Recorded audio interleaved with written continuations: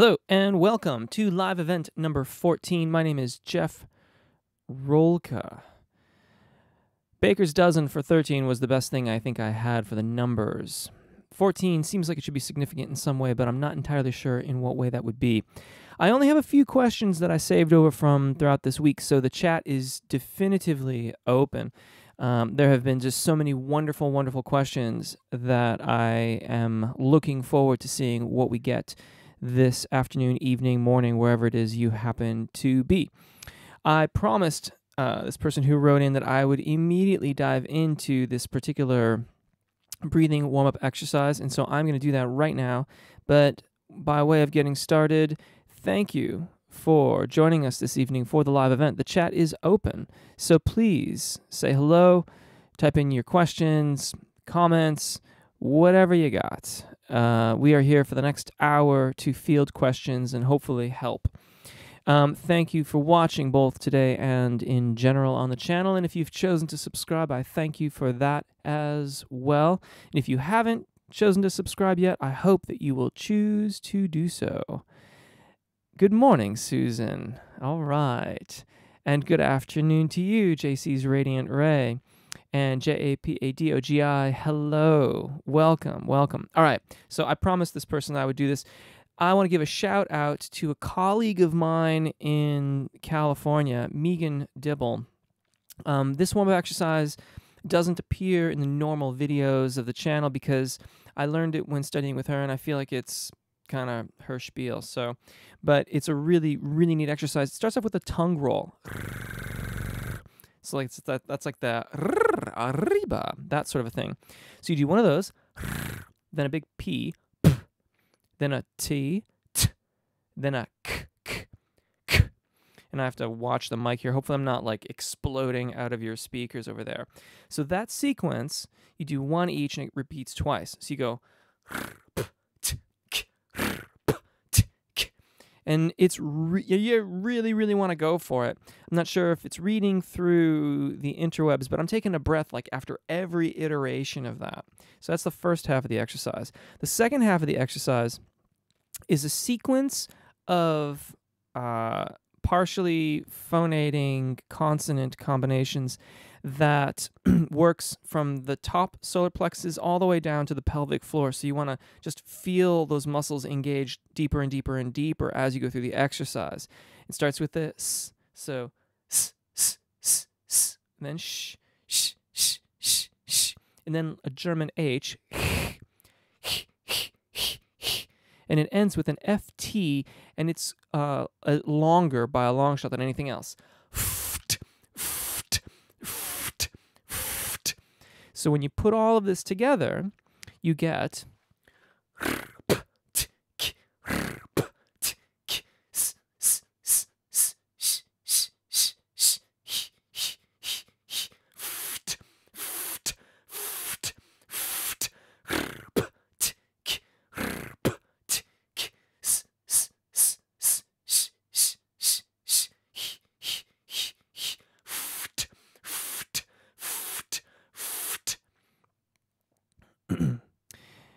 and that will really, really get your body going. You do a couple of those right in a row, and you will really start to feel the warmth. You will really start to feel your engagement happening. That was the response. The question, and I partially dealt with the question last week, and then I forgot about this particular aspect of it, was that the person reported like really feeling connected to their voice and really getting great results after they'd had a workout, had like a physical workout. And I said, oh, I'll talk about this in the chat. And I did a little bit. And I think a lot of times we've just got to really, really warm up our bodies and get our bodies engaged. And that exercise that I just showed you, you know, short of like dropping and doing 20 push-ups and then doing like 50 crunches and then running around the block twice, that exercise, do like 3 or 4, you know, do it 2 times in a row, the whole sequence, and then do it 2 or 3 times. And you will definitely be warming up. You will be getting the air moving. You will be feeling your body getting engaged. So that is the promised exercise now given. Gerald Ryan, hello, and thank you for saying hello and welcome to the chat. And Maz Sitama, I think that's Sitama. Yeah. Hello to you too.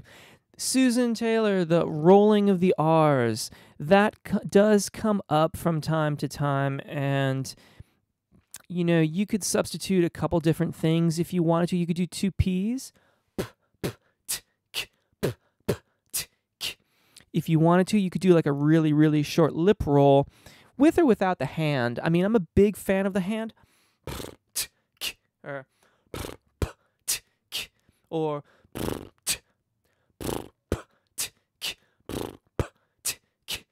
and what's the other one I recommend? I think those are the main ones that I recommend people substitute when they can't roll the R's. But you might just try rolling the R's as well. Oftentimes when I'm with a client that can't roll their R, it's because they're not moving enough air over the tongue.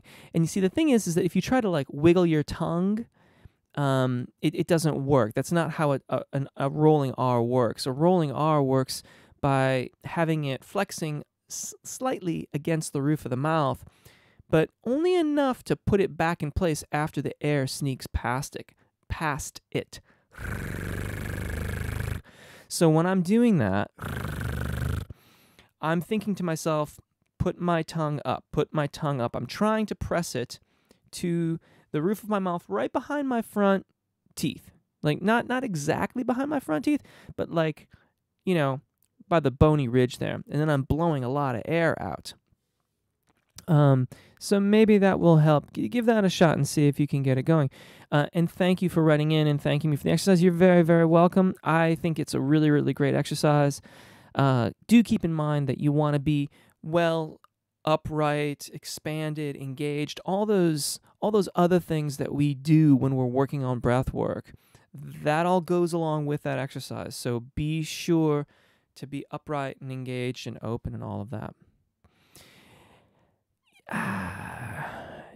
You know, stay with it. Stay with it. I mean, if you don't sing in Spanish, and it may not be an issue. But I like to have these things in our tool chest. It's always good to be able to get these things going. And you may consider it, again, like without hearing you specifically what you're doing and watching what you're doing, it's hard to say exactly what it might be.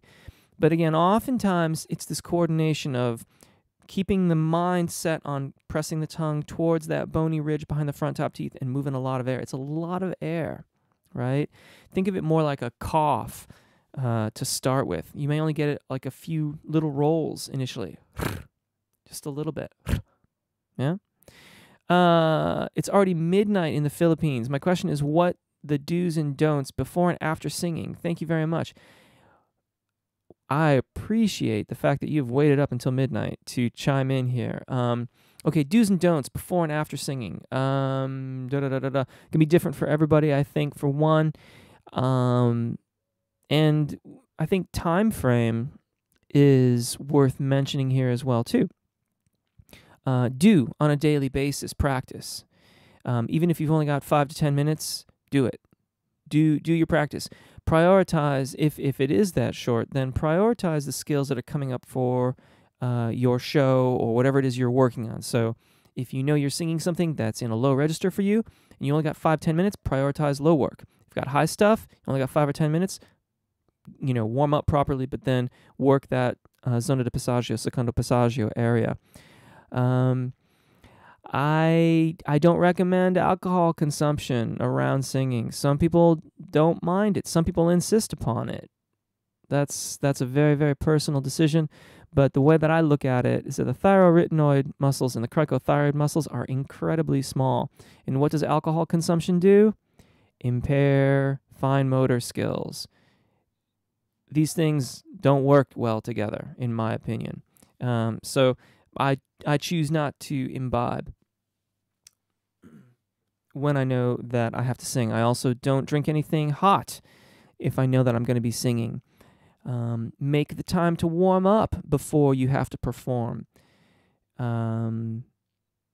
yeah, I mean, I could go on and on and on about this one for sure. And again, results will vary. Individual differences will come into play here at some point, right?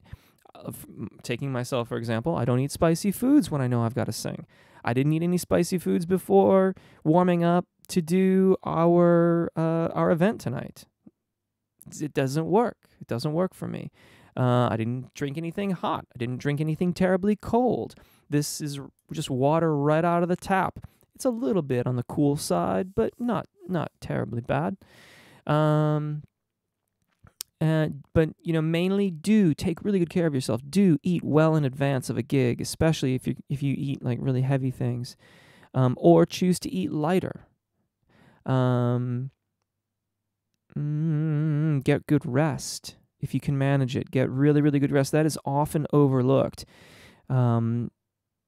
I hear people all the time, and I'll have a vocalist who, is at a fairly high skill level, and I'll have been working with them for however long. Some of my private clients I've been working with for a decade. It's a very long time. And it's wonderful to get to watch a voice over that time, and you can start to hear these minor differences as you would expect in someone with whom you're working.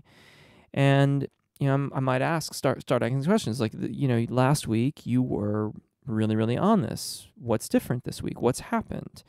And from time to time, someone will say, oh, well, I didn't get to bed until 2 a.m. and their lesson's at 10 a.m. the next morning. Not enough rest. Not enough rest. So that's like a short synopsis of some of the kind of big ticket item do's and don'ts. Capone,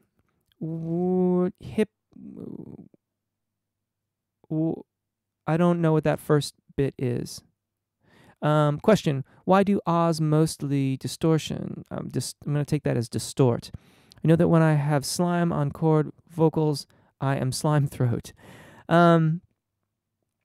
Okay, and then you have there right below it, what helps to clean the throat? Okay, if your ahs are distorting, what I'm guessing that you're getting, let me have a little drink of water here while I'm talking a mile a minute.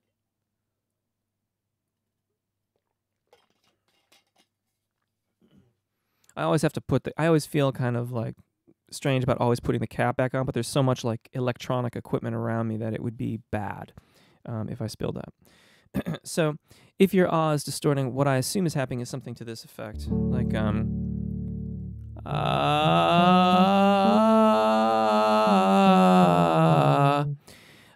in that particular case, the ah vowel is actually fairly well formed, but I'm not providing enough airflow. And so the vocal folds are kind of slack, and they're kind of grumbling, and you're getting a little bit of vocal fry in there too.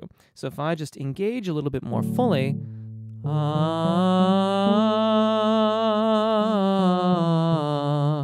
then the tone clears right up. So I would look at that as, again, I'm assuming that you're forming the ah vowel correctly. I would have to hear you to know if that is true. But assuming that that is the case, then address your airflow. Sandwich it between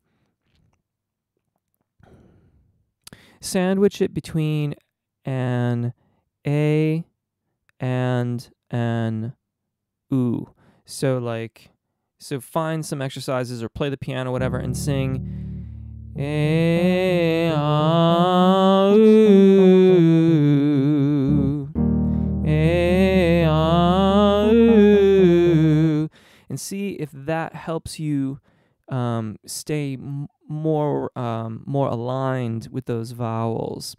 In that combination, the A is close to the ah in the way it's formed, and so it should be a fairly easy transition. So the resonances and the feel of the two vowels should be quite similar.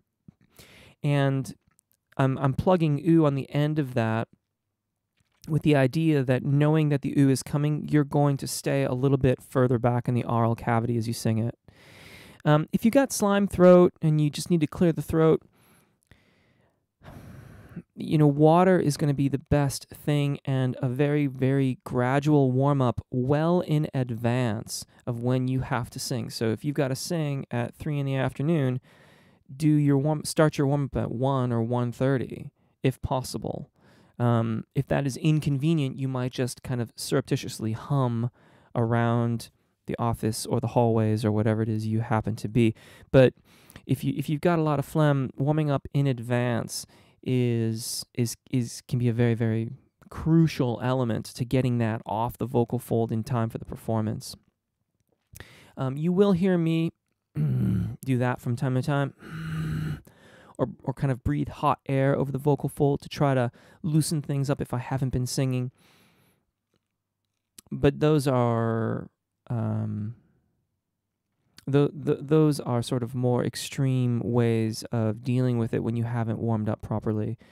The best way to do that is plenty of room temperature water and a warm-up that is sufficiently in advance of when you have to sing. Japadogi, is there any difference? And side note, Japadogi, I got your other email and I have to answer you about microphones and interfaces. I will write you back on that. But is there any difference which and in what order some other exercises, like lip roll or tongue exercises, are done? You mean after the warm-up that I did at the, if you mean the warm-up at the beginning of this live event, no, not really. That, like I said, that exercise is just a response from someone who wanted a really fast way to get into their body, to get their body warmed up, as if they'd gone and done like a workout at a gym or something like that. And you do that warm-up a couple times in a row and put a couple reps on it, repetitions of it, and like I will typically start breaking a sweat. Like I will feel physically warm from the amount of energy that I'm putting into that exercise. It is a bit of a blunt force object kind of exercise. It's the sledgehammer and the finishing nail that I'm so fond of these days. But it will get you going. Paul Watson, thank you. I'm doing quite well today, and I hope that you are as well. Help finding your mixed voice. Tell me more. What's going on? Yeah, enlighten me a little bit about what have you done so far, and yeah, what have you done so far? Where are you at with your vocal training? Susan Taylor, hey, Susan, wait a minute. So did you just do your lip? Did you just roll your R for a couple seconds? Is that what you're saying that you've done? Because not too long ago that was not happening. If that's the case, that is awesome. Well done. Joey Chester, hey, how's it going? It is going very, very well. Thank you for asking. I enjoy the live events, and I'm having fun so far. I've already tackled a lot of cool questions and did a really cool warm-up at the beginning of this live event. When we're done, I would highly recommend circling around and checking it out. So yeah, I'm having a good time. What do you got? Okay, question. Joey Chester, do you ever feel like thinking too much about technique can be bad? I noticed once I stopped thinking about technique and started feeling, I started improving. That's a very cool question, and I appreciate the fact that you've asked that. I am very much a technician. Like, I think about technique a lot. I think about it, mostly because I want to be a better singer myself. I mean, that is really what got this whole thing started, was I wanted to sing better. If I go way back, I was shopping record producers, and this goes way, way back. I was shopping record producers, and I got in touch with this one semi-famous dude, and they had to listen to the demos that I created, and their response was get some voice lessons. And while that was a little bit hard to hear at the time, I definitely made that happen, and it has been the best decision ever. But to address your question directly, I would quote Charlie Parker, the very, very, very famous bebop saxophonist from the early 20th century. If you're not familiar with his work, I would highly recommend you check it out. It is astounding. But what he said was practice all your scales, practice all your technique. Once you step on stage, forget it. And that, I don't say this very frequently, and I ought to. I ought to bring it up more in my teaching and also on the channel and in general, but I'll say it now, which is that The point of all of this stuff, the point of all of these videos and all this work and these live events is to help people overcome the challenges that they feel that they are facing in their vocal delivery, practice the techniques that help them overcome those challenges, and then practice it so that it becomes habitual, that it becomes the way that you phonate, the way that you sing. And because you have done that, you will not think about it at all. All you will think about once you set foot on stage, or even once you enter a phase of performance practice. I think about practicing in a very compartmentalized way. There's technical practice and scale practice and all those things that are all over the channel and all over the warm-ups, right? And then there's music practice where we're breaking down the songs and learning them. So the initial stages of it, addressing technical issues or hard bits. And then there's performance practice where all of these things are meant to come together. And it's in that phase when I'll typically record myself doing demos and things like that to just see how it's all going. So can it be bad? Absolutely. If you're overanalyzing yourself on stage, that is not going to help anyone, least of all you. However, if you get into trouble on stage, the technique and the understanding of the technique, I believe, can help you understand what is happening.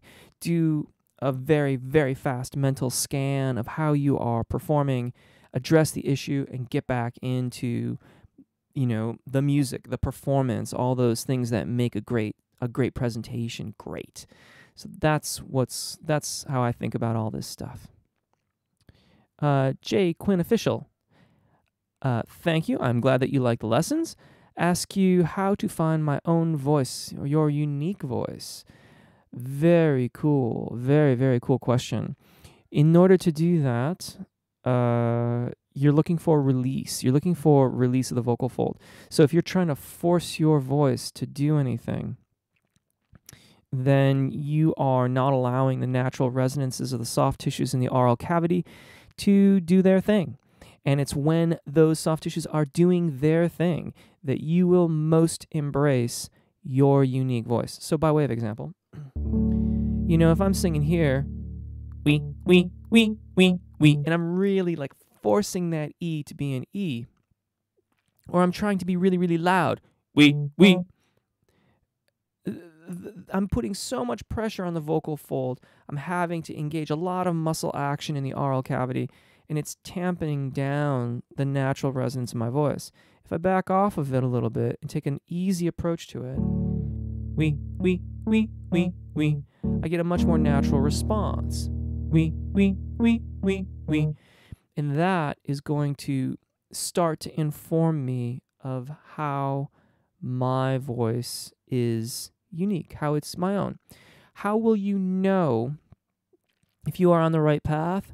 I feel that you will start yourself on the right path when all of your vowels are in alignment in a melismatic exercise in the thyroarytenoid dominant part of your range. In English, when you can sing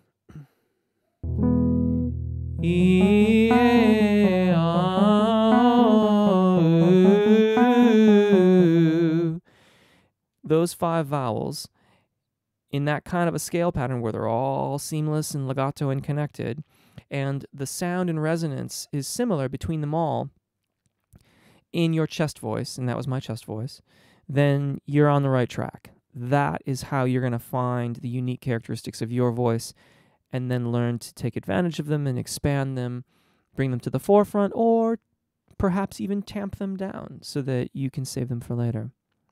Let me know if that's a good answer to your question. And same thing for you, Joey, regarding the technique thing. Let me know if that's the right idea. How can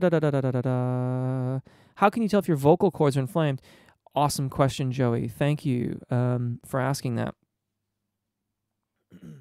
Let me make sure that I'm not going to get inflamed vocal folds. Vocal cords, vocal folds, synonymous, by the way. I know I always say vocal folds.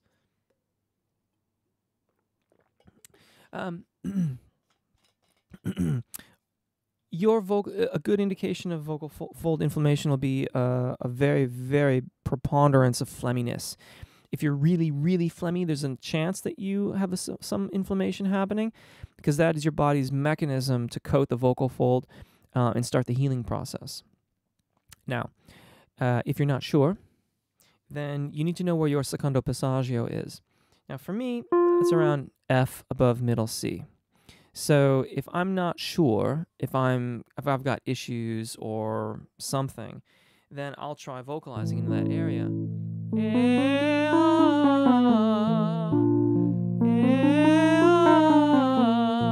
here's my break is the top note.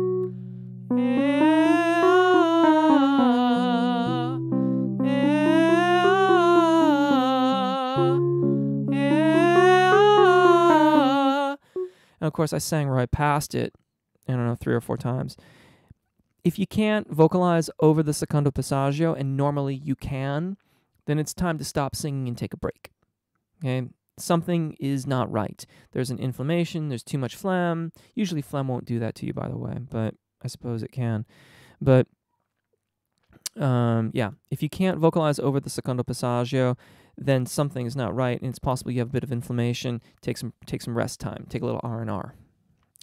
Gerald Ryan, thank you for answering my question. You are a great teacher. Thank you very, very much. I truly, truly appreciate that. Aldo. I hope that's Aldo. Before I move on, though, I see Susan, yes, got her her rolled R. Awesome. Awesome. Keep going. Keep going. That is fantastic. And we all need to practice. I see you got a comment down there that you rolled it for a couple seconds, but it's gone again. You need a lot of practice. So do we all. We all, I think, all of us need to practice. That, you know what? That going back to a question from weeks ago about the myths around singing. Someone asked me, like, what are the myths that I'd like to debunk in singing?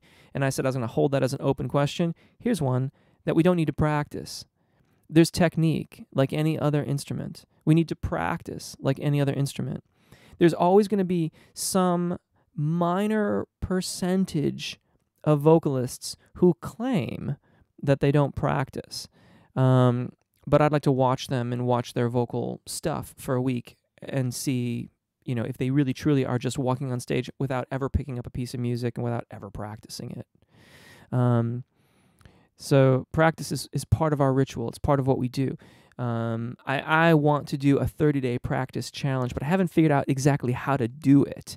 So like in those cards that pop up on the videos from time to time, it'll say like 30-day practice challenge or 30-day challenge. And that's what it is I want to somehow figure out a way to do this like thing where, you know, we could do it and do like 10 or 15 minutes of vocalizations every day. But I don't know exactly how to address it. So I'm working on it. I'll figure it out eventually. Okay, so Aldo. Hello, Jeff. 2 questions. Is it good to lock your abs when you take 360 breath?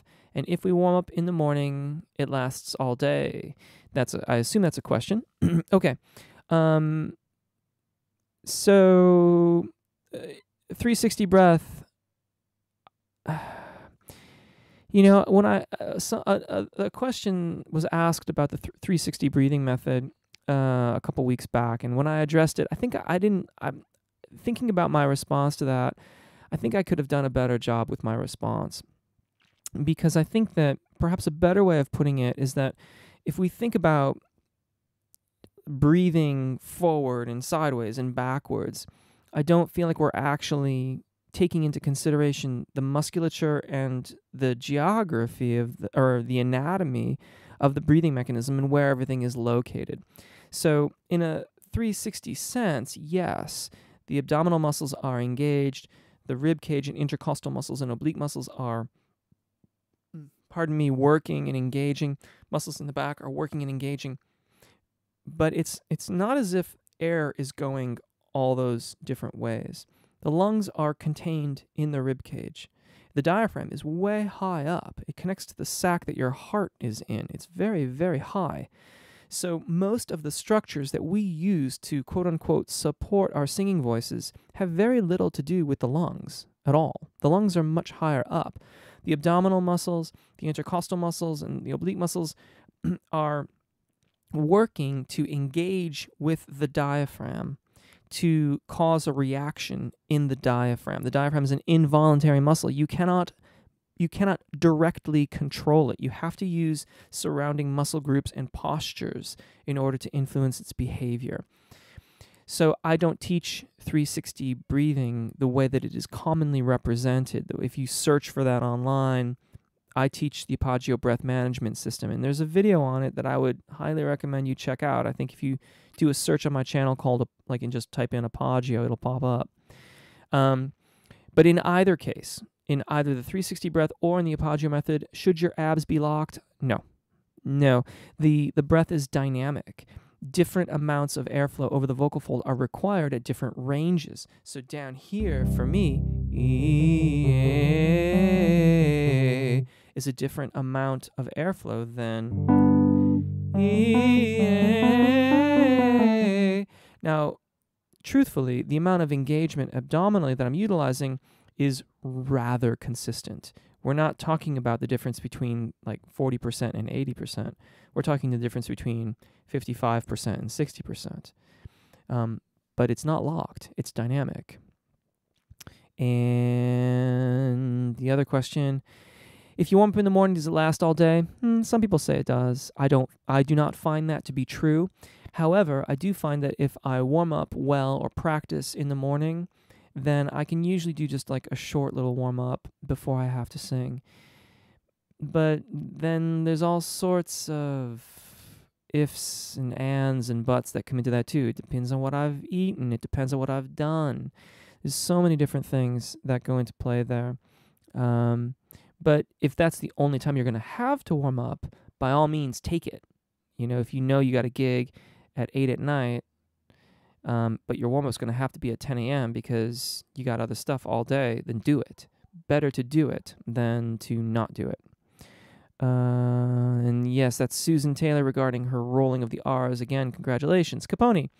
Yes, that could help. Oz, like your demonstration. Maybe I have too little vocal compression and it goes vocal fry. That's possible as well. I'm from Finland and I use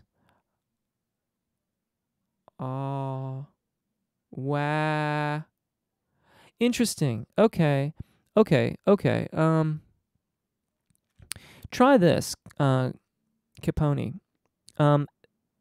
Blend a little W into that. So if it's going from wah, try to make it a wah.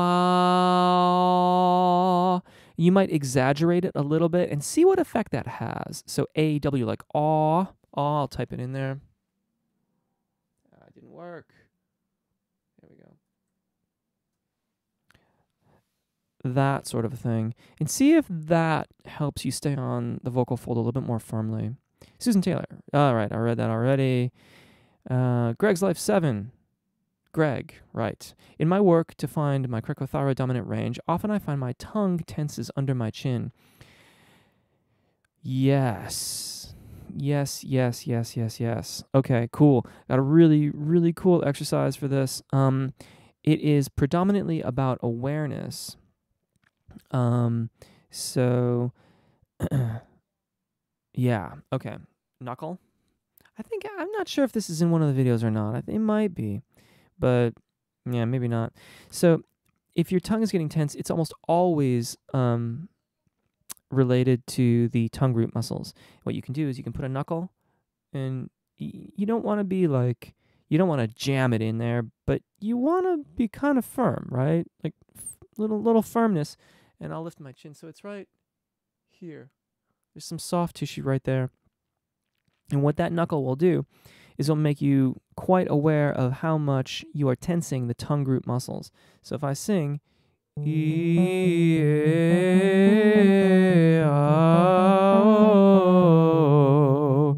you'll notice my tongue, hopefully, didn't really move that much. I could feel it bobbing a little bit, right? Now, if I allow myself to tense those muscles, it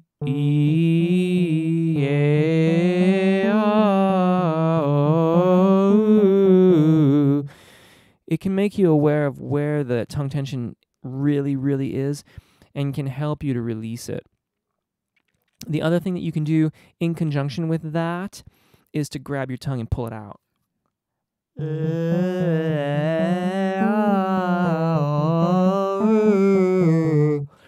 Now, obviously, those vowels are way weird sounding, and they're not natural sounding. But we're looking at ways to become aware of the tension so that we can learn to release that tension. And those are two ways to get started with that. Let me know if you've tried that or not. JAPADOGI.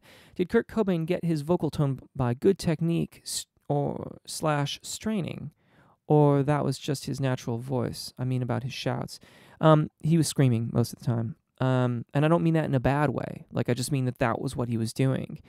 There were times in the studio, if you read interviews, this is well documented in interview material, that he would only get like a couple takes of a song before he would have to, when he would just be done with it, because he would be, going so hard with his voice. That's one way of singing. You have to decide if that's going to work for what you are doing. I believe that's Josiah.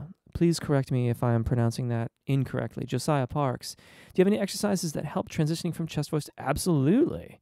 There's so much stuff on the channel. Just scanning down. Josiah, tell me what your current skill level is, and I can tell you what to search for. Because there are truly videos that go from, like, I don't know how to do this, what am I supposed to do, to just, like, kind of comprehensive warm-ups that slowly get you transitioning that range of your voice. Joey Chester, how can I get squealo or ring in your voice? Okay, so that is a two-part thing. And I see, Joey, you've thanked me for the answers right below that. You are very, very welcome. Thank you for participating, man. I really, really appreciate it. And this, like so many of these live sessions have become, is super fun for me to be able to take these questions live and hopefully, get everybody like firing on all cylinders. Okay, squealo. Okay. Depending on how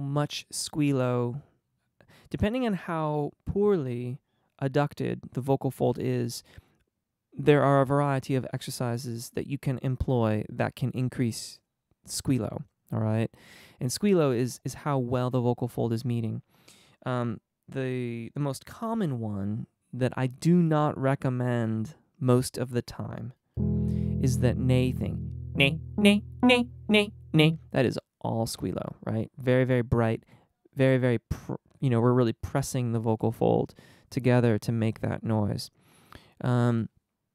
The problem with that is that it's really hyperglottic. It's a lot of it.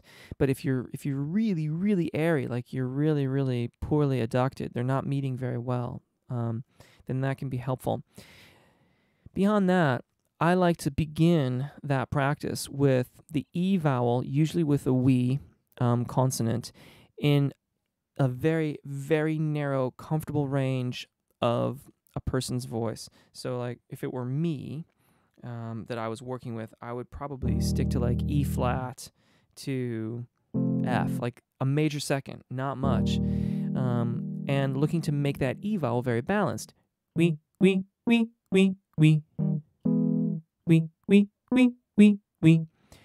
Nice and balanced. I'm not overdoing it. I'm not underdoing it. Okay. From there, we move into the other vowels. Now, you're going to find ring in the other vowels by accessing a bit of that 2 to 5K resonance, the so-called singer's formant. You can find more information about ring if you do a search for singer's formant. But the best answer for that is the NG sound, because it really can make you aware of how you're activating the nasal pharynx and the sinus resonances in your voice. So, for example, if I sing NG, so I say like hung, and then I do a scale with the NG, You can hear how bright that is. Now, I can also pull it back. I could even split the difference. Or I could, go from one to the other if I wanted to.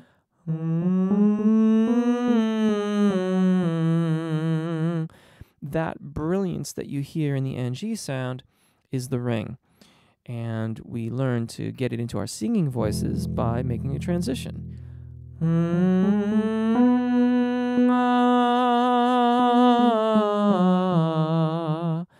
If I sing without that resonance, for example, if I were committed to the back one,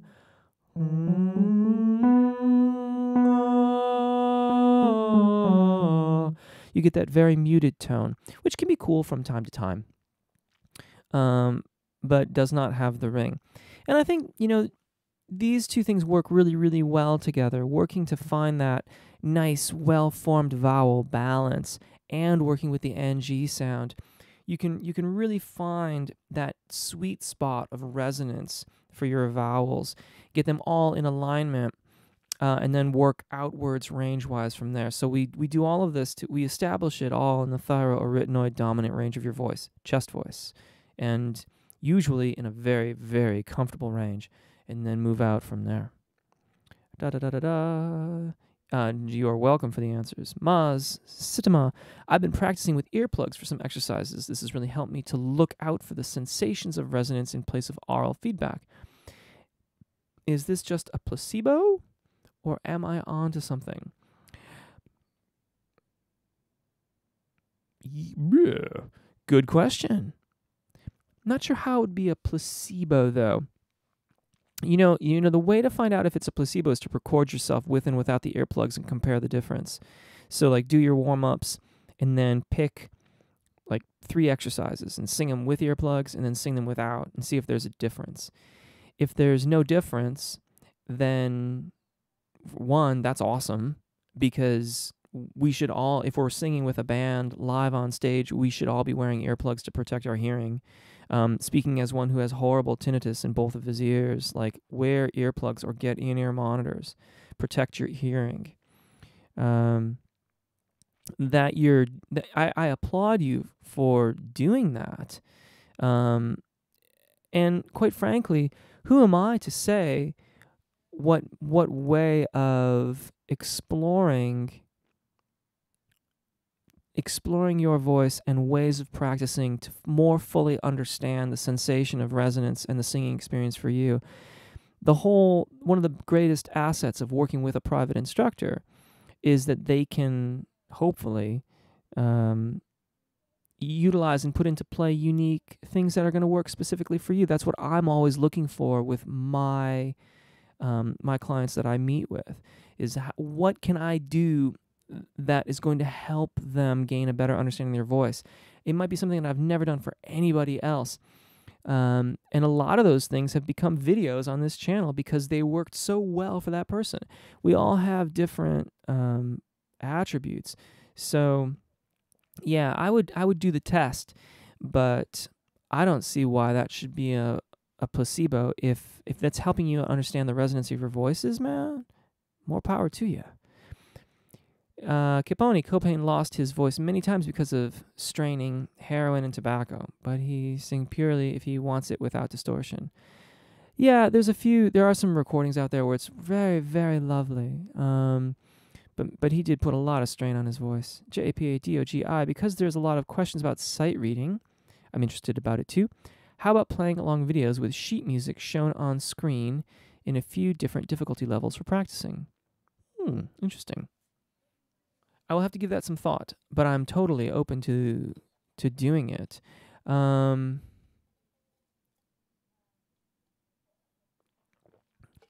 thing is, I'm more inclined to do more videos on solfege and even reading music, because I think those are going to be more usable long term.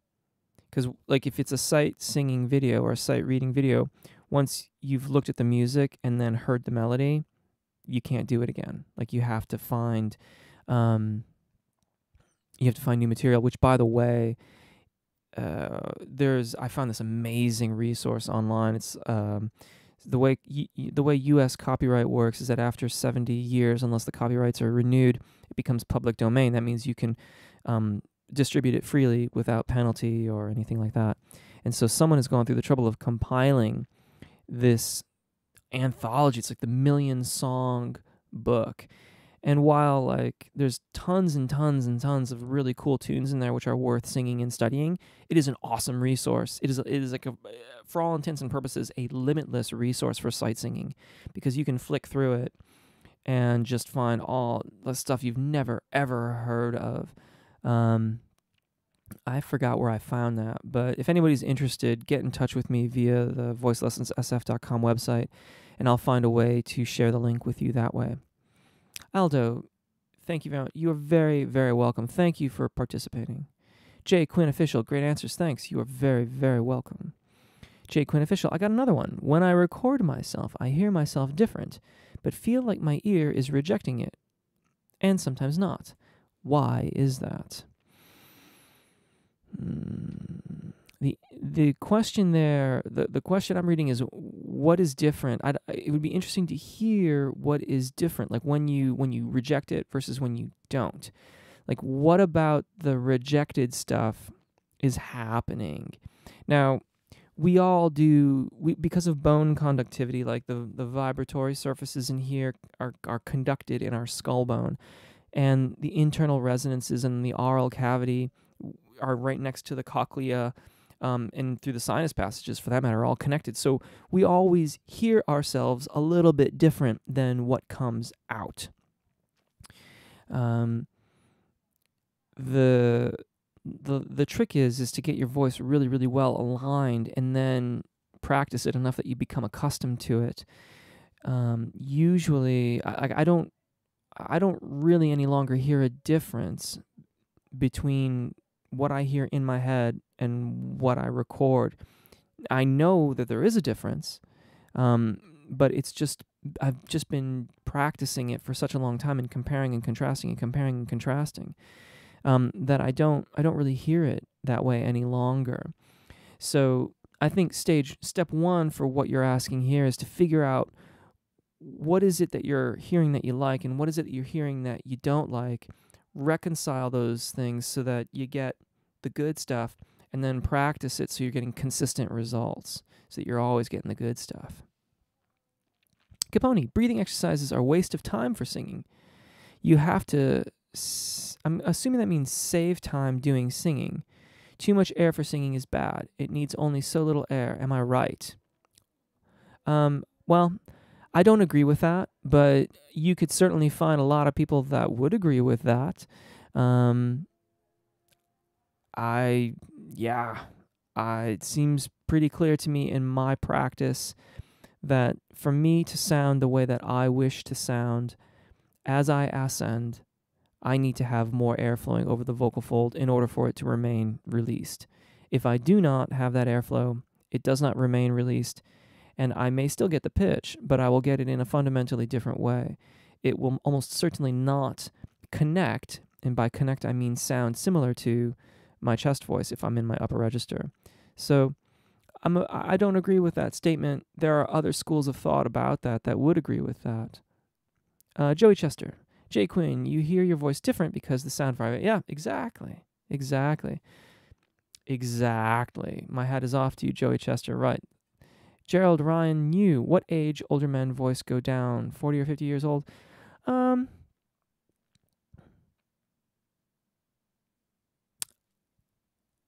My experience with that is I have to somewhat recuse myself from that question, because when I have had older male vocalists, they are also often new singers.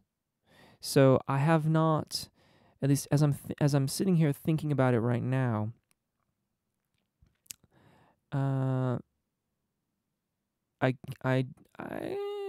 I have some male vocalists who are of that age who have been singing a long time. As I think about it, there are some.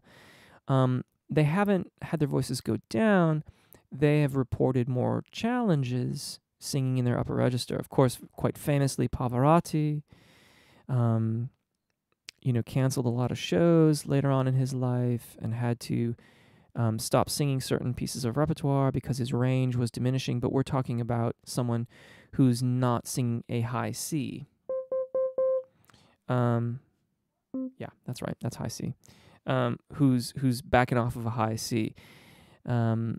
Speaking for myself, as someone who is between 40 and 50 years old, my voice has only gotten more and more reliable as I've continued to practice and learn to release the musculature and focus on my engagement so that my airflow remains consistent over the vocal fold. Yeah, I haven't had a reduction in tessitura. JC's Radiant Ray, you mentioned you play the flute. Before lessons, my singing improved when attempting to play a Native American flute. Has flute playing impacted your singing or that of any of your students? I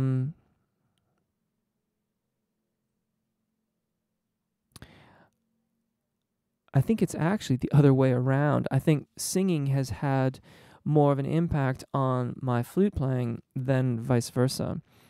Certainly all of these things work together. As a flute player, I began playing flute when I was 13 or 14. And I got reasonably good at it, and used it as a double instrument throughout university and things like that. I often played in shows and whatnot, like musical theater shows. I'd play in the pit. But as a vocalist, in learning more and more about engagement and airflow, I think that has had more of an impact on my flute and other woodwind playing than vice versa. What instrumental music has done for me has made me just acutely aware of the importance of understanding music theory, melody, and harmony, and how these things are all constructed. So I just am very, reading music, which is often overlooked, too frequently overlooked by vocalists. I read treble and bass clef, and in fact can read the other alto, tenor clef, and soprano clef if I have to, in a pinch, and just have gone through all the other musical training that makes us competent musicians, music theory, harmony, analysis, that all of those things help us understand more of what we're doing as vocalists, I think, and makes us better musicians, which makes us a better vocalist. Joey Chester, how can I get the top and back of my head to vibrate with resonance? I can only get it on my nose. Well, I cannot speak for those that claim that the head vibrates.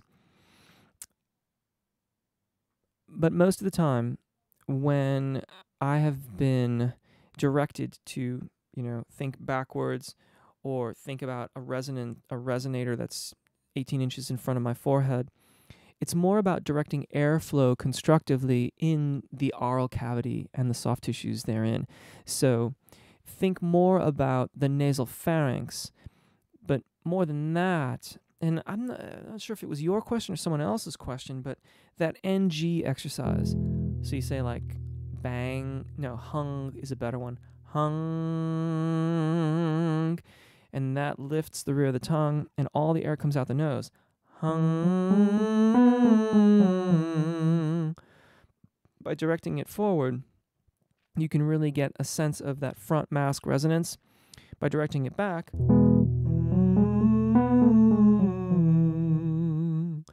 that's too covered to release into, but it can give you a feeling of what the nasal pharynx is like to sing into. When you bring it back like that, you're really activating the nasal pharynx.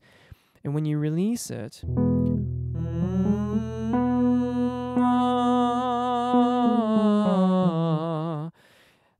by having both of those resonators working, you get that brilliance to your sound. But I mean, the fact of the matter is that this is bone. This is bone up here, and it's going to have a certain amount of bone conductivity. But I don't know how much it's going to actually contribute to your sound. How you direct your airflow and how you open or close the soft tissues in your oral cavity is going to have a major impact on how you sculpt your sound. Let me see, where am I here? J. Quinn Official. Joey Chester, see, I got the same problem when I listened to example Sam Cooke and then I switched to Chris Brown. My ear reject Chris' voice. Interesting. Yeah, I'll let you guys talk about that. Maz Sidema, I should add that I have been recording and I seem to work because I'm not caught up in preconceptions of how my voice should sound on certain vowels. That is huge. That is absolutely huge, and I applaud you. Getting caught up on what our voice should sound like can be a major hurdle for us. Yeah, very, very well done.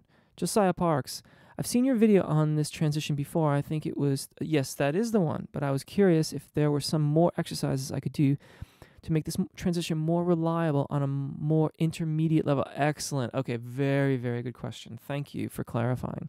Okay, cool. So, Josiah, I just did a video. It's I think in the caption it says like lip trill madness, but it's a lip trill workout. That one will get you started on some consistency. There's also there's several videos on how to sing in head voice that you could use, and they're a little bit shorter duration, which was by design. And I would use those things in conjunction. So do like the lip trill video and then do the how to sing or do the head voice workouts. You could also, if you want to just combine it all, the diaphragmatic workout video or focus on diaphragmatic breathing incorporates a lot of airflow engagement exercises into the flow of the exercises, which are meant to make it easier to make that transition. So that would be another one to check out as well. There's also a warm-up high note and low note consistency. That would be another good one. And endurance in the mix range. That would be another good one too. The endurance in the mix range will stay right below the secondo passaggio, just right there.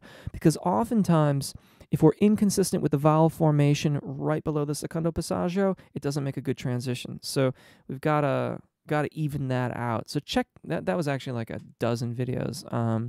But check out a few of those and maybe get back to me, come again and let me know how it goes. Joey Chester, thank you very much. Thank you. I appreciate that. Joey Chester, Jay Quinn, maybe you just don't like Chris Brown. That is a very good point. I must admit, that's what crossed my mind. And you mentioned Bruno Mars. Yeah, at some point it becomes a matter of personal taste. Chris Brown. Okay, you guys are talking. JAPADOGI, thank you for all your answers. You're a great teacher. I got to leave it. Hey, have a great week. Thank you for joining us today. I really, really appreciate it. Okay, you guys are talking. Gerald Ryan, thank you so much. You're very, very welcome. It's a pleasure.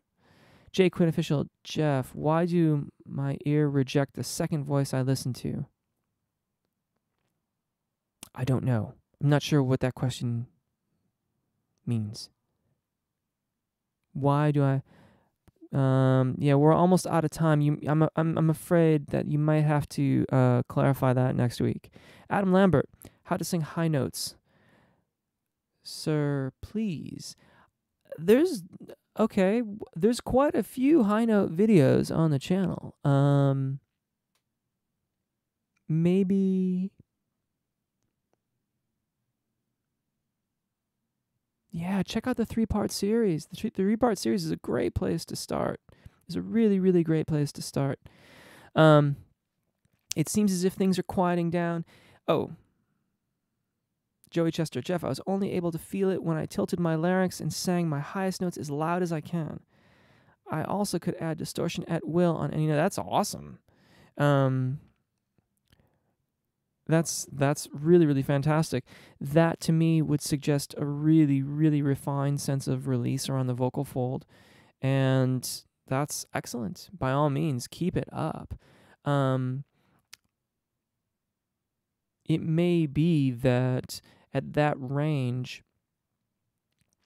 in that range of your voice, you are moving so much air and creating so much resonance in the oral cavity that you're really starting to feel a little bit of resonance up top. And that seems reasonable enough to me. I mean, up as we're moving a lot of air up in that range, we're going to get a lot of resonance in the old like brain bucket. Yeah. Second voice sound weird. J. Quinn official. Yeah, if you're meaning above the secondo passaggio, it really does at first. And it takes some time to even out those resonances, but stick with it. Stick with it.